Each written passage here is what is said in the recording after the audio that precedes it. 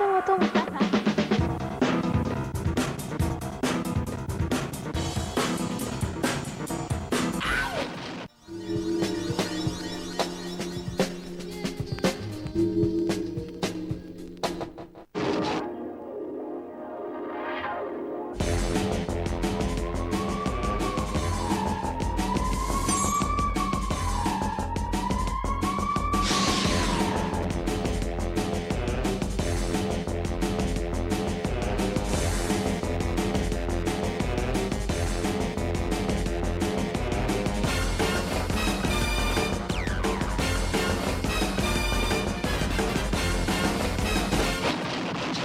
Salut amis gamers, on va commencer cette première Game Zone de la semaine par un grand jeu, un très grand jeu. Il s'agit de Alone in the Dark 4. Figurez-vous que les développeurs français de ce jeu, c'est-à-dire les studios Darkworks, clament dans tous les salons que leur dernier bébé va détrôner Resident Evil à la place du jeu le plus terrifiant de tous les temps. Et bien quand on voit les images qu'on va vous montrer dans quelques instants, et ben on se dit que ce pari n'est pas si insensé que cela, puisqu'il est vraiment très réussi. Il révolutionne pas vraiment le genre survival horror, puisqu'il reprend notamment le système de caméra de Resident Evil. Mais bon, Resident Evil, ils avaient déjà été très inspirés des films américains de Romero, comme par exemple Zombie ou La Nuit des Morts Vivants. Donc tout ça, ça nous fait un très très très bon jeu. Je vous laisse découvrir la preview tout de suite.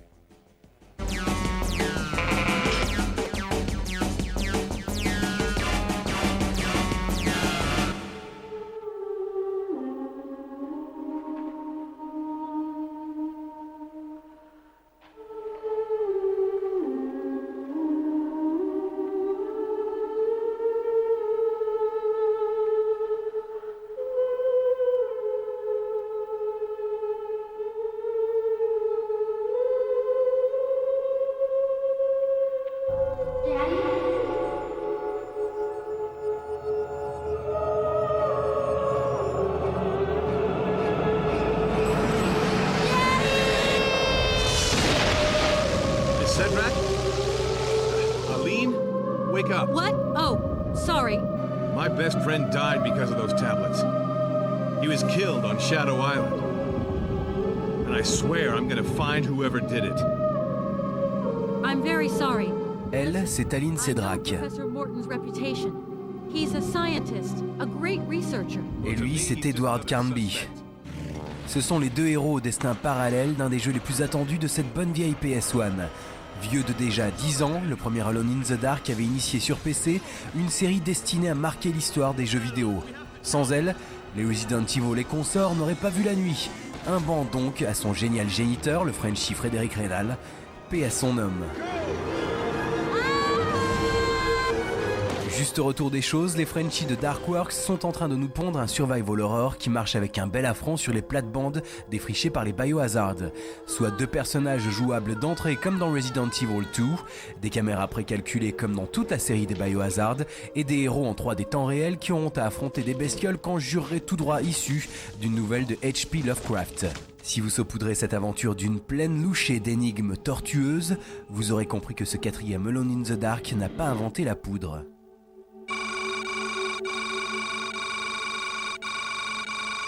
Pas si bête pourtant, puisque c'est dans l'exploitation jusqu'au boutiste des classiques du survival horror que cet Alone in the Dark innove. Dans Resident Evil 2, les deux personnages jouables vivaient sensiblement la même aventure. Ici, rien de tout ça. Et si pour Edward, tout débute dans une forêt habitée, Aline devra elle d'entrée composer avec les fantômes bien furax d'un château hanté. Et puisqu'on est là pour subir une belle poussée d'adrénaline, l'ombre et la lumière sont ici gérées avec une maestria qui force le respect.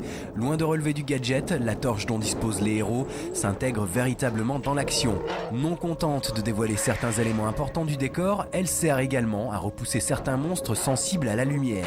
Pratique quand, comme Aline, on débute l'aventure sans arme aucune. Traumatisant, fichtrement bien réalisé, maniable et doté d'une bande son particulièrement immersive, le dernier bébé de Darkworks Interactive pourrait repousser les limites du jeu d'horreur et lui insuffler un peu de sang neuf.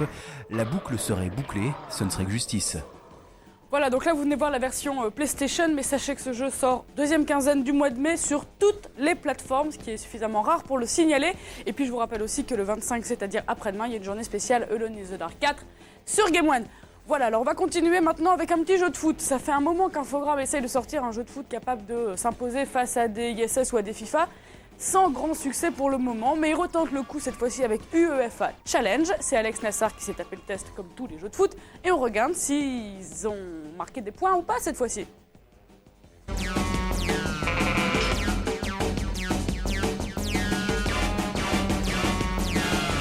Eh ben mes amis, ça fait longtemps qu'on n'avait pas autant rigolé grâce à un jeu vidéo.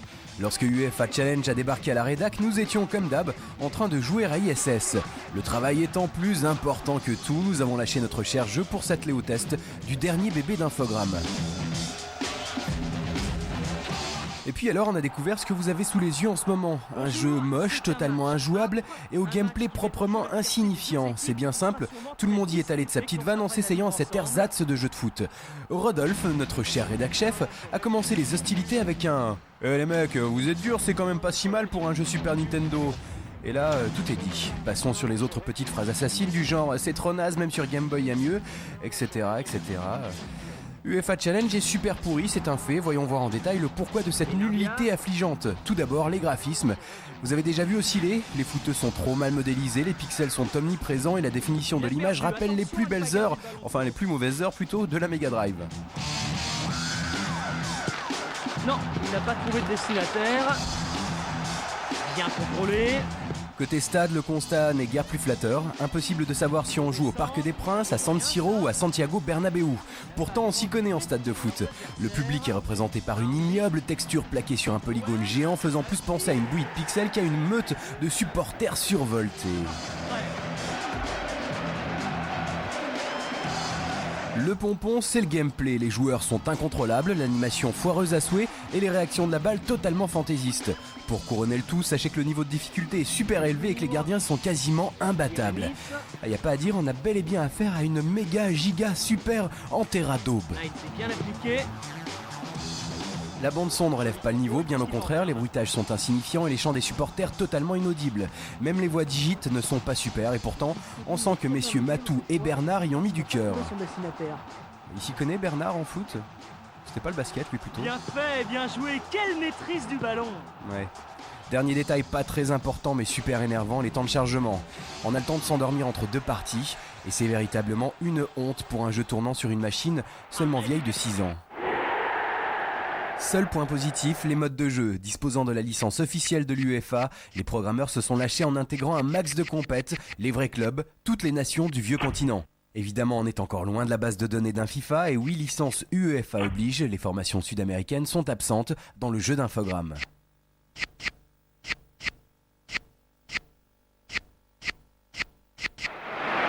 À l'arrivée, UEFA Challenge intègre le cercle très fermé des 5 pires jeux de foot de tous les temps sur PS1. Avant de retourner jouer à ISS, il ne nous reste plus qu'à remercier Infogrames pour ce grand moment de rigolade.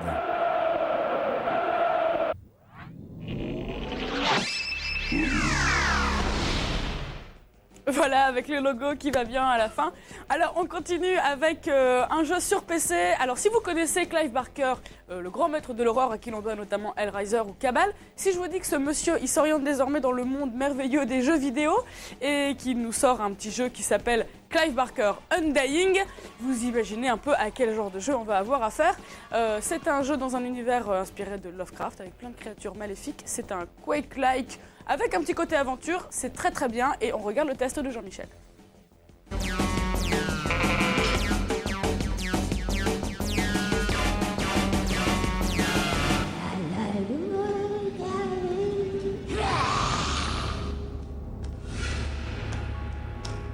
Qu'avez-vous fait ? Vous allez payer pour avoir interrompu, mère.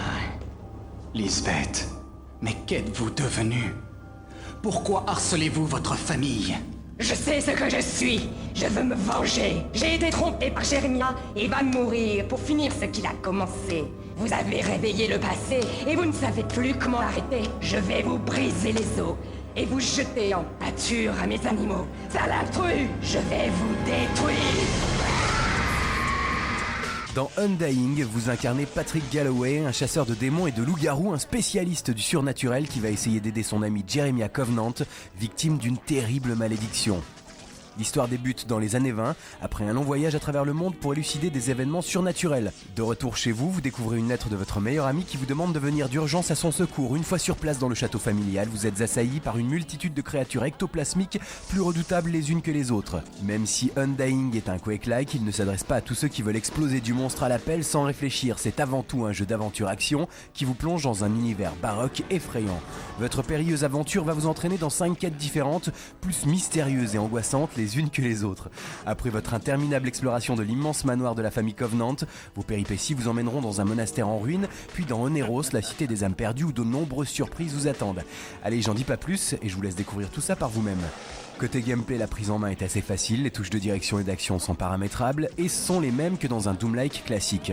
Côté énigme, c'est plus traditionnel, on déambule dans des couloirs ou d'immenses étendues à la recherche d'un passage, d'un levier ou de la bonne clé pour ouvrir une porte. Bref, ça manque un peu d'originalité. De plus, votre aventure est très linéaire et dirigiste et vous n'avez que très peu de liberté d'action. Le pire, ce sont les innombrables chargements que vous allez subir dès que vous changez de zone. Ils cassent énormément l'ambiance et le plaisir de jouer. Le must de Clive Barker Undying, c'est la possibilité d'utiliser une arme dans sa main gauche et de lancer des sorts avec la main droite en même temps, un privilège que peu de jeux vous offrent. Côté armement, Patrick Galloway a accès à la panoplie complète du parfait tracker de surnaturel. Pistolet, fusil à canon scié, un dragon tibétain cracheur de glace, des grenades et j'en passe. En tout, une dizaine de petits objets qui lui seront bien utiles pour se débarrasser des hordes de monstres qui l'attendent. La magie tient aussi une place importante. Vous allez découvrir au cours du jeu une dizaine de sortilèges allant du Lightning Bolt, un éclair d'électricité, au spell de dissipation de la magie, en passant par une armure magique. Comme vous l'avez compris, les combats sont assez gore et explosifs, ça tire, les sorts jaillissent de toutes parts, ça tranche, ça saigne et ça meurt. On aurait aimé avoir un bestiaire de créatures maléfiques un peu plus élevé, mais bon, une vingtaine de vilaines bébêtes, c'est déjà pas mal. Côté graphisme, le moteur 3D de Clive Barker Undying est une véritable réussite. Les décors sont de toute beauté avec des effets de lumière à renverser un mort. On s'aperçoit encore plus de l'éclat de l'ensemble quand on voit les visages des différents personnages qu'on rencontre. En revanche, il va falloir posséder un PC puissant avec une très bonne carte 3D pour profiter au max des possibilités du jeu. L'ambiance sonore est elle aussi de très bonne qualité. Elle plonge vraiment le joueur dans cet univers de terreur. Par intermittence, on entend des cris, des bruits de monstres, le tout accompagné de musique à vous faire dresser les cheveux sur la tête. De nombreuses surprises vous attendent si vous savez regarder là où il faut avec le bon sortilège. Par exemple, ce sympathique tableau de famille qui se trouve en réalité être le reflet des âmes tourmentées des membres de la famille Covenant. Si vous êtes fan de littérature d'horreur, de films d'épouvante, que vous avez joué à la série mythique des Resident Evil, vous ne pourrez pas résister à Clive Barker Undying. Même s'il possède quelques défauts comme des énigmes simplistes, peu de liberté d'action, son ambiance, ses graphismes et son scénar en font un survival horror de très grande qualité. Bref, si vous cherchez un jeu qui fait peur, facile de prise en main, gore, rempli de rebondissements, n'hésitez pas, précipitez-vous dans votre magasin préféré et achetez ce véritable petit chef-d'œuvre. Attention quand même, si vous avez facilement les chocottes, ne jouez pas le soir avec les lumières éteintes, vous risquez de ne plus pouvoir dormir après. Oui, j'avais oublié de préciser que ça fait peur tout ça. Bon, on va continuer avec autre chose, ça fait un petit peu moins peur. Devinez ce que c'est une séquelle, une énième séquelle d'un jeu qui revient très souvent dans la Game Zone. Non, vous n'êtes pas lassés, les verts et les beiges, ça vous plaît toujours autant, c'est évident. Et là, ça s'appelle Green Rogue, Army Men est de retour. Cette fois-ci, c'est sur PlayStation 2. Ils arrivent à grand renfort de couleurs, chamarrés et d'explosions en tout genre. On va voir si leur arrivée sur PlayStation 2 leur rend un intérêt quelconque. On va voir tout ça dans le test d'Arnaud Martin qui ne s'en lasse pas, mais alors pas du tout d'Army Men. Hein.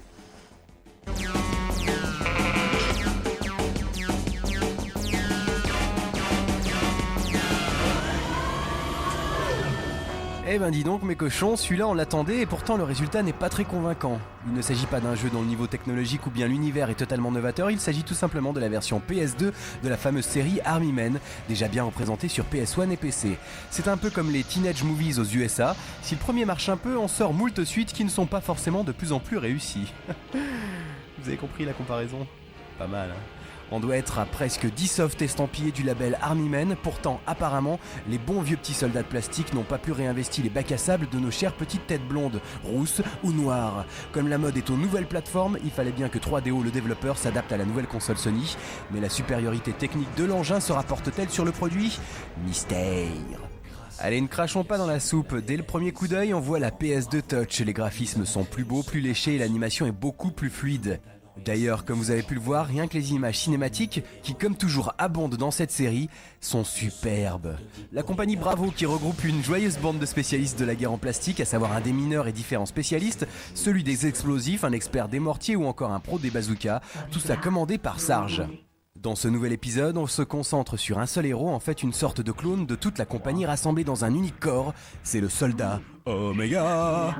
Conçu dans le but de mettre fin une bonne fois pour toutes au conflit qui fait rage entre les petits soldats verts et beiges, cet ultime guerrier se retrouve largué en territoire ennemi et devra rentrer dans son camp par ses propres moyens. Le principe reste le même, vous allez devoir vous battre avec toutes les armes que vous allez trouver, utiliser les moyens de transport et accomplir quelques missions, tout ça dans un décor en 3D, un peu à la Ikari Warrior mais dans un univers au ras du sol, envahi par des jouets vindicatifs. Voilà donc qui promet du grand spectacle étant donné les capacités hors du commun de ce minuscule G.I. Joe. Et le fameux grand spectacle, il est bien là, ça explose de partout, il y a plein de couleurs et ça bouge en plus alors à regarder. C'est vrai que c'est très saisissant et qu'on en prend plein les mirettes. En revanche, gros problème, c'est absolument injouable. Trop d'originalité tue l'originalité et à force de vouloir pousser le bouchon au niveau des effets techniques, on sent que celui-ci a été justement enfoncé trop loin. Les innovations apportées au gameplay ne font que le rendre plus compliqué, comme ce mode de visée avec le pad analogique qui manque cruellement de précision. Alors c'est sans doute le plus beau des jeux issus de la saga Army Men, mais c'est aussi le moins fun à jouer. Et puis finalement, tout ça reste quand même très brouillon dans l'ensemble, ça tire de partout et en plus à différentes vitesses. Conclusion, on ne voit plus grand chose, c'est donc dommage que 3DO ne nous ait pas convaincus plus que cela. En plus du phénomène de lassitude dû aux suites sans fin, ça commence à peser lourd. Le jugement est donc sans appel, soit 3DO nous concocte un bon jeu la prochaine fois, soit on arrête les petits soldats pour de bon. Allez, rompez.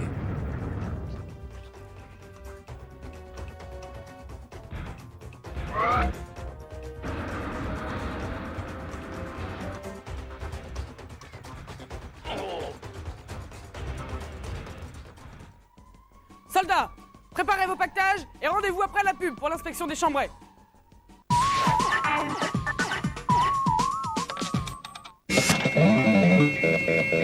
Retrouvez tous les tips et toutes les solutions de vos jeux préférés sur le 08 36 68 46 63.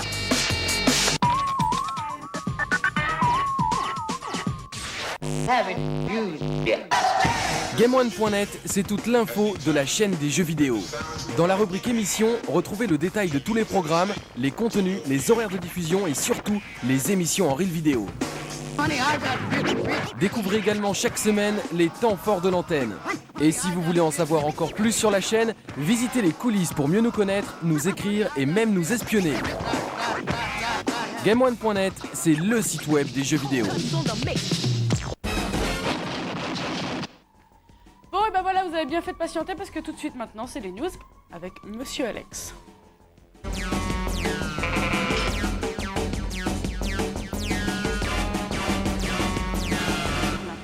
Salut Jules. Oui, bien, et toi? Qu'est-ce que tu disais? Je te disais que tu avais 45 secondes. J'ai donc 45 secondes. Alors le 5 avril dernier s'est tenu à Paris le GDC pour European Games Developer Conference. Donc c'était un salon réservé aux professionnels où on parlait de techniques hyper pointues, de logiciels créés pour la mise au point des jeux vidéo. C'est Discrete qui organise ça. Discrete, c'est les créateurs, entre autres, d'un logiciel très connu dans le milieu qui s'appelle 3ds Max. Et évidemment, ils profitaient de ce salon pour présenter la 4e version de ce logiciel qui est utilisé par 90% des développeurs dans le monde pour mettre au point des jeux vidéo. Donc c'est un petit peu pointu. On a rencontré Vincent Berge, directeur marketing Europe de chez Discrete, qui vous en parlera beaucoup mieux que moi, même si c'est quand même un poil technique. Mais bon, regardez.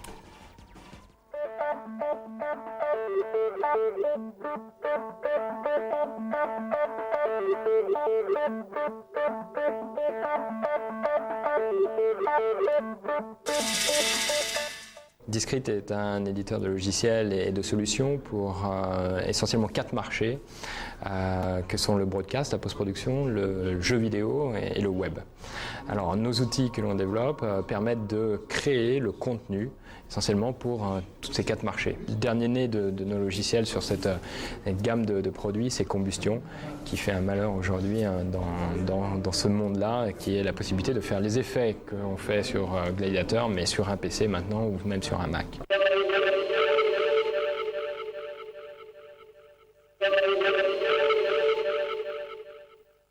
L'actu du moment, c'est le pixel shader. C'est cette fabuleuse avancée unique aujourd'hui qu'on a sur le marché et qui fait qu'effectivement les jeux dans un an vont être complètement différents de ceux que l'on a maintenant, qui sont déjà bien sympas. On n'a pas, nous, Discrete, une philosophie qui privilégie forcément une station de développement type PS2 ou Dreamcast. En revanche, notre angle stratégique, il est bien entendu d'optimiser au maximum ce qui se passe pour la PS2. Quand la PS2 est sortie, on a optimisé pour être sûr que la partie 3D, la partie rendu, la partie lumière soit optimisée à l'intérieur de la PS2. Même chose pour Dreamcast. Aujourd'hui, ce qui nous intéresse, c'est vraiment la Xbox parce que Xbox amène une technologie différente qui est le pixel shader, la possibilité de vraiment faire un rendu sur le pixel et d'avoir une méthode de calcul sur le pixel et non plus sur le polygone, ce qui augmente complètement la partie qualité du jeu. Alors, là-dessus, on a développé avec Microsoft un partenariat stratégique qui va nous permettre vraiment de rentrer à l'intérieur de Max aujourd'hui, la possibilité de voir cette visualisation sur la Xbox directement dans Max. D'accord ? Et de pouvoir utiliser cette technologie de pixel shader directement dans Max. Et ça nous donne une avancée unique aujourd'hui sur le marché qui fait que les jeux développés avec 3ds Max 4 vont donner ce rendu fabuleux sur la Xbox dès que ça va être disponible.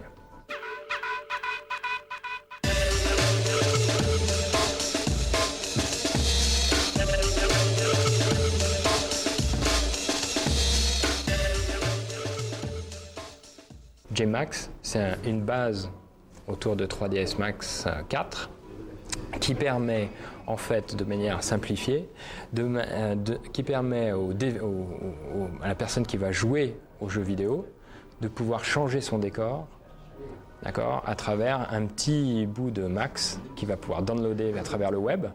Donc il va pouvoir travailler sur une partie de Max et à l'intérieur du jeu vidéo, il y a un petit bout de Max aussi qui fait que quand les gens vont pouvoir développer un nouveau décor, eh bien ça va bien se mettre dans le jeu vidéo.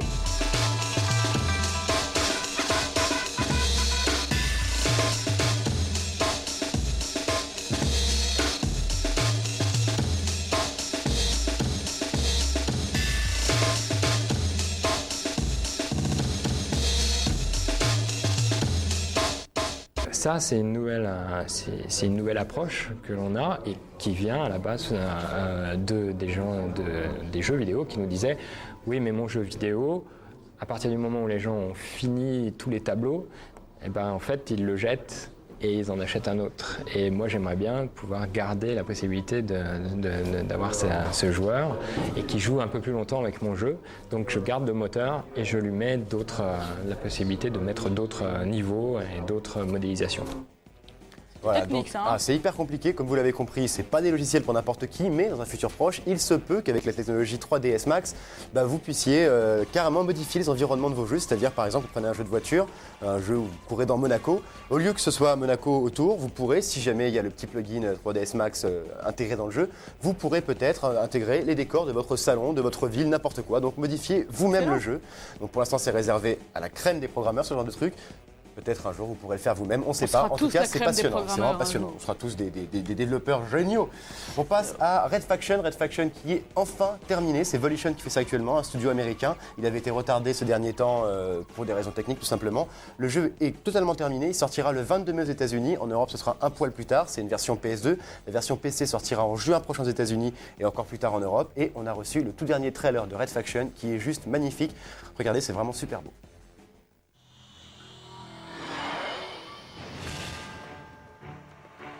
Mars, a distant crimson orb that has always signified war and bloodshed to mankind. On this forbidding planet, the Ultor Corporation established mining operations, far from Earth and its authorities.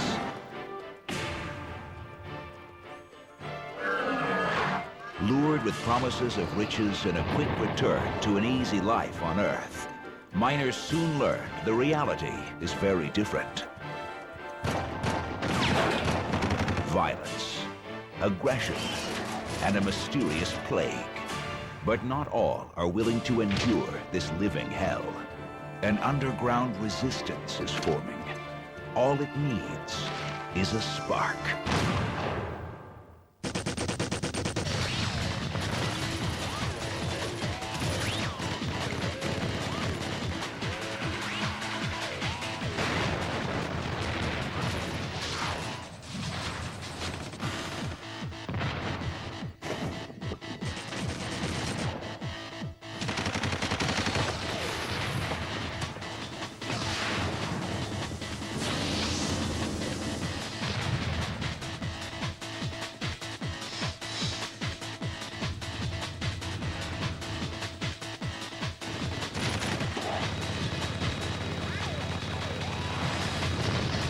When freedom is at stake,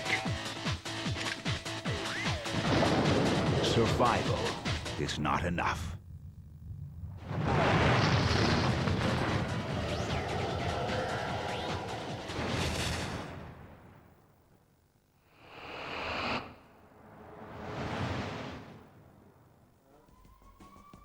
Pas mal, hein? C'est sympa de pouvoir péter les murs. Ah, c'est ça, je vais en parler justement. Comme vous l'avez compris, Red Faction, c'est de l'action pure et dure, adrénaline à 100%. Et le concept, c'est un Doom-like, jusque-là rien de très original, sauf que le moteur 3D est révolutionnaire. Ils appellent ça le GO-Mode chez Volition. C'est un moteur 3D qui permet de détruire absolument tous les environnements. Une porte fermée, par exemple, vous embêtez pas à chercher la clé, vous défoncez le mur à côté, vous rentrez, voilà. Un mec perché sur une petite passerelle, il vous a pas encore vu, vous défoncez la passerelle, le type tombe avec. Ça a l'air franchement jouissif, on sait pas encore ce que va donner le gameplay, mais a priori, les mecs ont peaufiné ça à mort, ça devrait être assez sympa. Vivement qu'on reçoive. Oui, ça devrait pas tarder, on devrait avoir une version jouable très bientôt, on vous fera le preview, tout ce que vous voulez. Sinon, on passe à une nouvelle beaucoup moins sympathique que venant de la part de Nintendo. On s'y attendait un petit peu, mais la GameCube ne sortira pas comme prévu en juillet prochain au Japon, elle sortira le 14 septembre. Alors, l'info, on s'y attendait vraiment parce que Nintendo communique très peu sur sa bécane. On s'est dit c'est pas possible. Une firme comme Nintendo, ils peuvent pas se permettre de passer quasiment sous silence la sortie d'une bécane comme la GameCube. Donc c'est pas pour des problèmes de développement qu'ils font ça parce que la GameCube elle est finie depuis super longtemps déjà. C'est pour des problèmes marketing pur et simple, tout simplement. Ouais. On remarque, parce qu'ils organisent, par exemple, tous les ans, Nintendo organise le fameux Space World, son propre salon. Il se tiendra cette année. En août. Et donc forcément, si la console sort en juillet, l'effet de surprise, il est un peu limité. Donc au Space World, ils vont communiquer à mort sur la GameCube. Et ils font aussi le Nintendo Show qui se tient en Europe à la veille de l'ECTS, où ils pourront aussi bombarder à mort sur la GameCube. Il ne faut pas oublier non plus que la Game Boy Advance sort en juin en Europe aux États-Unis. Et ils ne voulaient pas faire doublon et devoir marcher sur deux tableaux. Ils espacent un petit peu tout ça. Donc voilà, 14 septembre, on sera a priori au Japon à la sortie de la GameCube. Mais il va falloir encore patienter un petit peu. On a un petit peu d'aigle, mais c'est comme ça, c'est Nintendo et c'est un peu une habitude chez eux quand même. Bon, bah merci Alex pour toutes ces news pas toutes réjouissantes. On va continuer cette... voilà, c'est le principal. On va continuer cette Game Zone avec les tips cette semaine, c'est Giants. Ciao Alex. Ciao.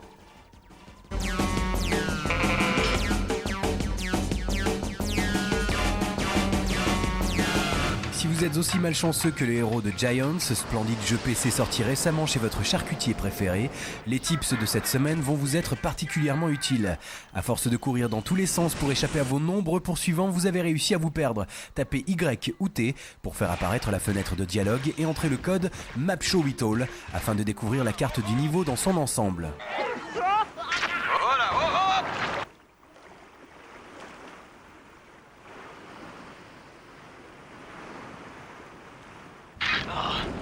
Et si vous êtes aussi malchanceux que l'auteur de ces lignes, qui a dû rebooter 29 fois son PC pour pouvoir faire ce tips pour cause de freeze aussi malvenu qu'incompréhensible, le meilleur moyen d'atteindre tous les niveaux du jeu est d'utiliser le cheat All Missions are good to go, après avoir violemment frappé la touche T ou Y. Mais quoi qu'il en soit, la solution de balancer votre ordinateur par la fenêtre n'est pas forcément à écarter.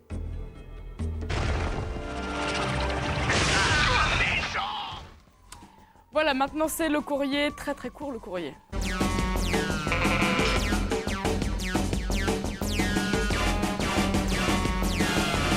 Vous vous souvenez peut-être que la semaine dernière, je vais me décaler pour être plus au centre. La semaine dernière, j'avais pas eu le temps de finir le courrier de Dolly. Dolly qui nous écrit très souvent, qui n'est jamais contente, mais qui a un style assez rigolo dans ses lettres. Je vous lis la première lettre que nous avons reçue le 22 mars. Hello, il faudrait peut-être voir à faire des tests frais. Snowcross, ça fait un bail qu'il est sorti, je viens de me rendre compte en lisant le Joypad numéro 105 datant de février. En gros, on a 10 fois le temps d'acheter des grosses doubles, pour être poli. Oui, alors on a effectivement un problème de délai. D'abord, il faudrait que les éditeurs nous envoient les jeux suffisamment tôt, c'est-à-dire avant leur sortie. Merci, messieurs. Et puis, par ailleurs, on a des délais liés à l'international qu'on est obligé de respecter. Mais ces délais, depuis peu, ont été raccourcis. Donc, a priori, le problème devrait se régler et il ne devrait pas y avoir tellement de tests qui sont longtemps après la sortie du jeu. Et on s'en excuse pour Snowcross, effectivement. Alors, ensuite... Ah, et puis vous l'avez enfin trouvé, votre stagiaire spécial courrier. Il n'est pas trop blond à forte poitrine? C'est nul, c'est plus vous qui répondez et qui lisez le courrier, c'est vraiment nul. Alors non, il n'est pas trop blond à forte poitrine puisqu'il s'appelle Ludo. Il fait 1m80 et il veut venir te casser la gueule. Non, je rigole. Ludo, il est gentil comme tout. On n'a pas sélectionné sur des critères physiques. On aurait peut-être dû, remarque. C'est pas bête, ça. Un petit Brad Pitt au courrier, ce serait bien. Et Ludo, il est fort sympathique. Il fait tout ça super bien avec une patience d'ange. Il nous fait faire toutes nos photos dédicacées, etc. C'est un amour. Et voilà. Et on lit quand même les lettres. Il faut qu'on vous précise que toutes les semaines, Ludo, il nous donne les lettres qu'on a reçues. Et on les lit avec Marcus. On rigole bien. On en met de côté. Et puis, effectivement, c'est lui qui envoie... C'est Ludo qui envoie la lettre type. Et puis ensuite, tu fais des réflexions sur la défaite de Game One face à Joypad. Deuxième lettre, c'était le 27, donc à peine une semaine après. Là, c'est une lettre de critique sur le site web de Game One. J'ai pas le temps de vous la lire, mais en gros, rien ne va, tout est nul. Par contre, à la fin, tu nous dis « Mais ça va encore, ce que l'antenne, c'est bien ». Alors, faut savoir ce que tu veux. Je mets juste l'intitulé. Regardez. Y'en a marre! C'est ça, sa lettre, c'est vachement sympa. Dolly, on est désolé de te frustrer à ce point-là. Je te fais une grosse bise quand même. C'est déjà ça. Et on continue tout de suite cette Game Zone avec le petit plus du jour.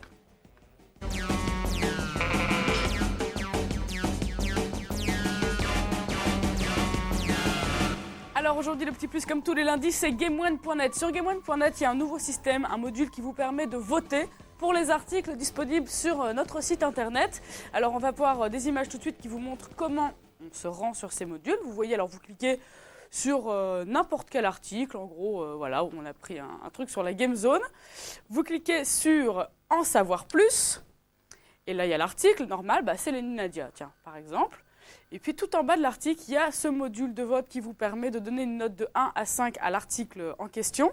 Et puis il y a un classement donc, qui est effectué avec le top 20 des meilleurs articles selon vous. Alors pour le moment, vous pouvez voter plusieurs fois, ce qui vous permet de faire descendre un article ou de le faire monter dans le classement selon votre choix. Et bientôt, il y aura la possibilité d'afficher un vote sur tous les articles. Ce n'est pas encore le cas pour le moment. Vous pouvez voter que pour certains. Votre vote est pris en compte pour 10 jours seulement, donc ça aussi, ça va changer. Et puis, on pourra bientôt afficher le nombre de votants par article pour savoir un petit peu quels articles vous sensibilisent plus ou moins.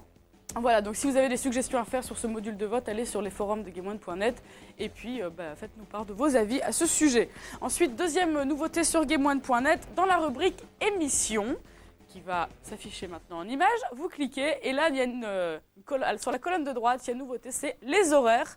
Vous pouvez maintenant avoir accès aux horaires de la chaîne par émission, comme vous le voyez en ce moment, ou alors par jour. Vous pouvez, tout en haut de la page, il y a écrit les différents jours, vous pouvez cliquer et vous avez la grille des programmes carrément qui s'affiche intégralement de minuit à minuit, donc vous pouvez tout savoir exactement à la minute près, c'est même à la seconde près, et c'est assez bien foutu pour vraiment ne pas rater vos émissions phares. Voilà, alors c'était le petit plus GameOne.net, on va continuer tout de suite avec le site de Choose. C'est un site pour les gamers que vous êtes, ça s'appelle Full Gamer, et c'est consacré aux bécanes de Sony. C'est parti.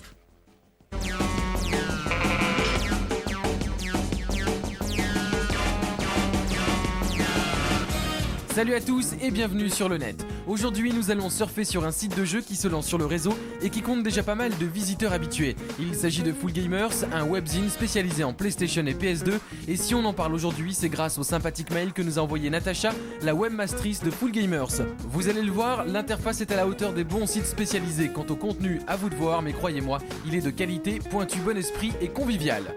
Au menu, plusieurs rubriques sont là pour vous accompagner et vous guider dans les méandres de Full Gamers. Mais le tout commence par une section Full Flash qui vous présente les dernières infos et les dernières actualités propres au PlayStation.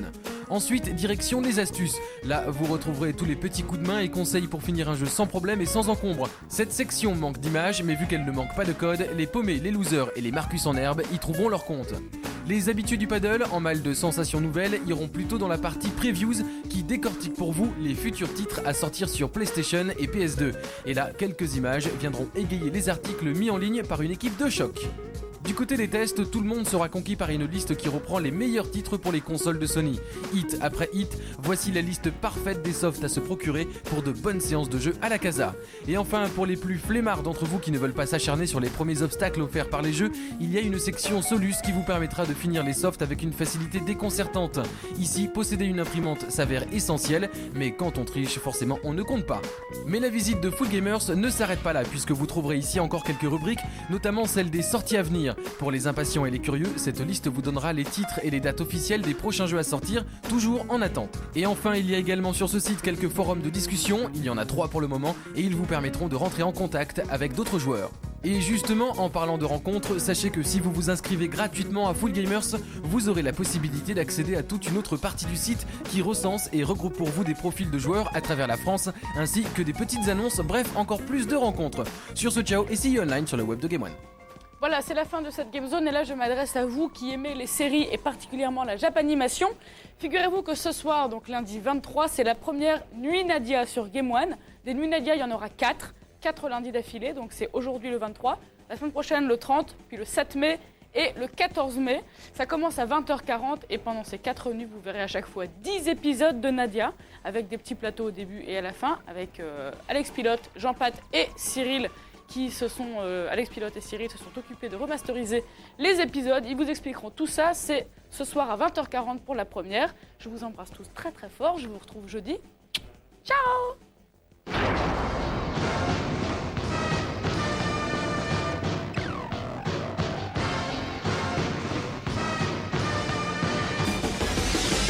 Thank you for listening.